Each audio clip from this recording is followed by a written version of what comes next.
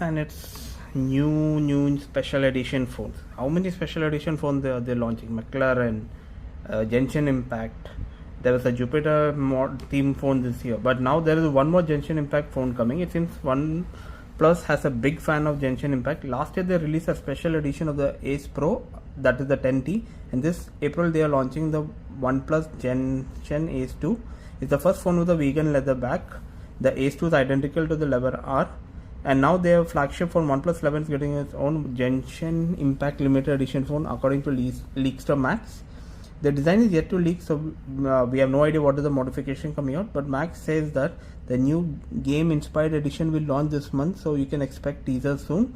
The OnePlus 11 already has a Jupiter Rock edition which has been launched in India, known as the Marble Odyssey. Launch a better phone rather than too much special editions. Garmin has introduced Pro models for its Fenix 7 and Epix 2 series of watch, which help to simplify the lineup as well as introduce new options. The new Epix 2 Pro model remains at the same price as the original. The Fenix 7 Pro got pricier. The good news is that Epix 2 Pro comes in 3 sizes.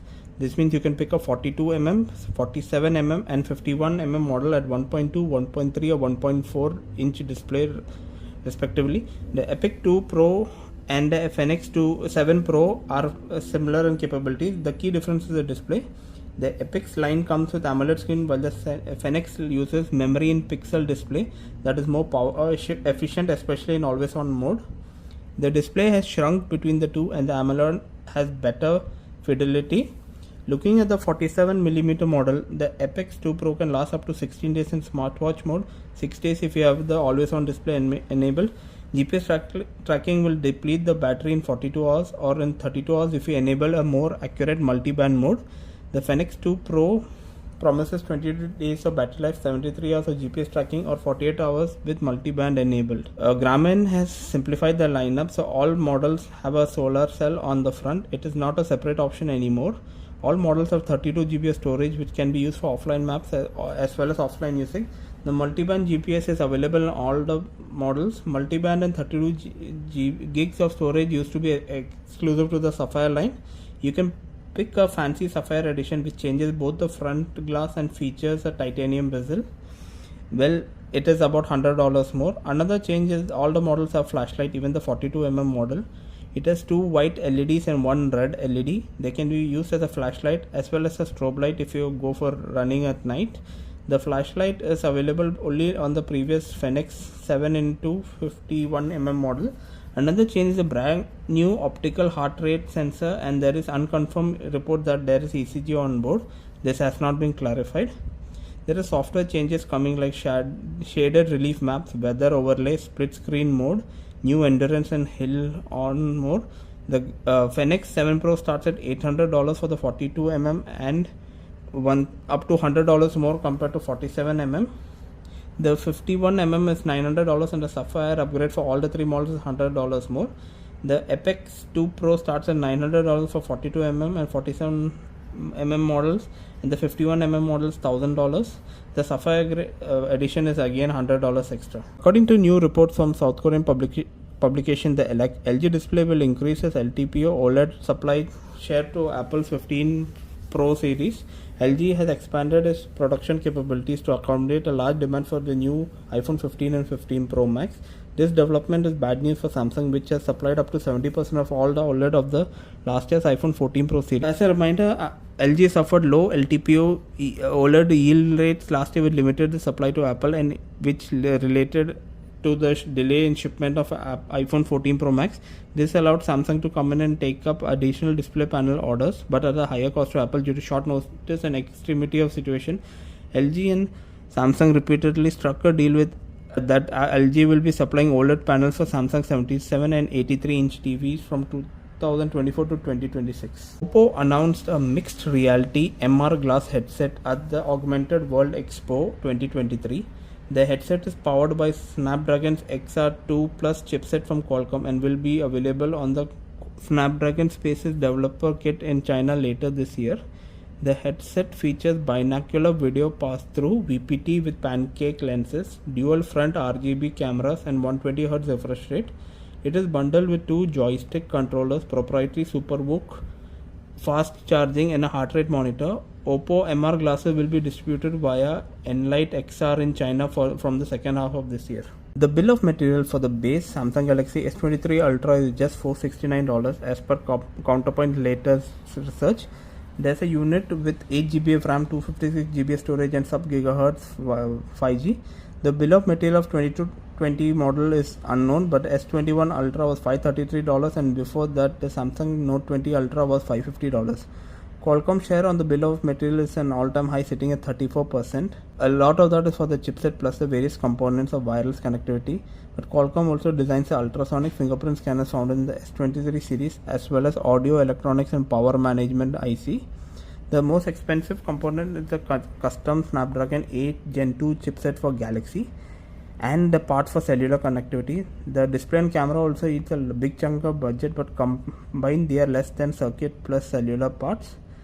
Samsung supplies the LTPO screens, NAND flash and battery packages, as well as 2 out of the 5 cameras. The two 10x telephoto camera are from Sony and the ultra-wide cameras also from them. Samsung was clinging on to Exynos for a long time as they were using a Samsung designed chipset and modem. The chart would have been different, it would have been more competitive if they would have used Exynos. So the bill of material does not include other costs such as R&D, marketing, shipping, warranty, customer support. Most regions come with 12GB of RAM and also include millimeter wave connectivity. Those variants will be pricier. Portable gaming handsets are slowly but steadily carving their way into the PC market, and it goes without saying Nintendo Switch was the first device that made a notable mark in the industry. After that, Valve introduced the Steam Deck, which brought tons of competition in the market. Now it seems Qualcomm also wants to be a part of an action. Recent reports are suggesting that Qualcomm is in talks with various industry giants, and the great part of the discussions are stated to head in the right direction. There might be a Snapdragon branded handheld soon. The discussion of Qualcomm with the industry seems to be in a very early stage. The SoC giant wants to develop the hardware which is similar to current competition.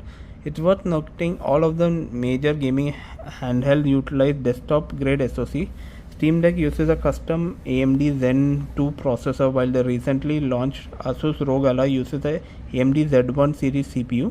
Qualcomm wants to come with something similar to the competition. It might be planning to work with Qualcomm HCX Gen 4. That is still unclear, but there is a potential partnership with Sony and Nintendo. So Qualcomm might ask help from Nintendo regarding the design and functionality of the gaming handheld.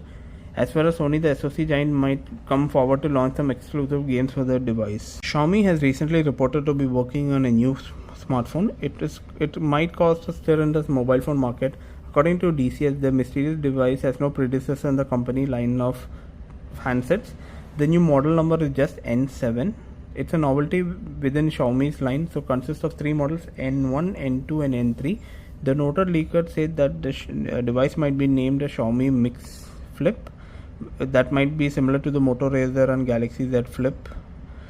Xiaomi already has a Mi Fold, and the company is relatively behind in the flip phone segment. It already has a solution from Samsung, Motorola, Vivo and Oppo. Xiaomi has not commented on the rumors, but it might be just another speculation. Rumors are that company might advance the release date of the 14 Ultra to compete with the S24 Ultra. This is a significant move of Xiaomi to capture the market share of Samsung, which is the leading smartphone brand in the world. It remains to be seen how Xiaomi might act competitively in the smartphone market. Apple is one of the largest technology companies in the world. In 2022, they earned $394 billion. That's a profit of $99.8 billion, which is higher than most countries. Apple's contribution to the world economy goes beyond its earnings. Millions of developers from all over the world use Apple devices such as App Store to sell their product and reach customers. In 2022, Apple Store developers generated $1.1 trillion in total of billings and sales. Apple released the report of the financial performance of App ecosystem. This showed it had $1.1 trillion in total billings and sales, an increase of 29% from previous years. 90% was not subject to Apple's commission. Apple takes about 15 to 30% on in-app purchases and paid downloads from the App Store. The impressive sum of 1.1 trillion comprises of 910 billion derived from sales of physical goods and services, 109 billion from in-app advertising and 104 billion from digital goods and services. The App Store managed $519 billion in commerce, with only 61 billion coming from digital goods and services.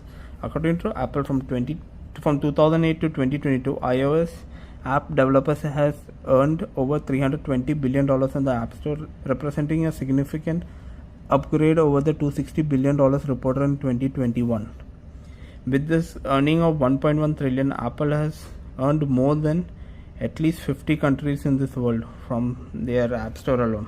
Motorola has launched two new foldable smartphones in China today. These include the Razr 40 and Razr 40 Ultra.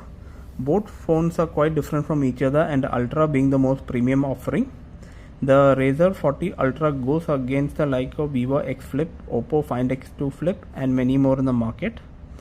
The Moto Razr 40 Ultra comes with 6.79-inch POLED display with a central punch hole camera. It offers Full HD plus resolution with 165Hz refresh rate, 1400 nits brightness, and support for HDR10+.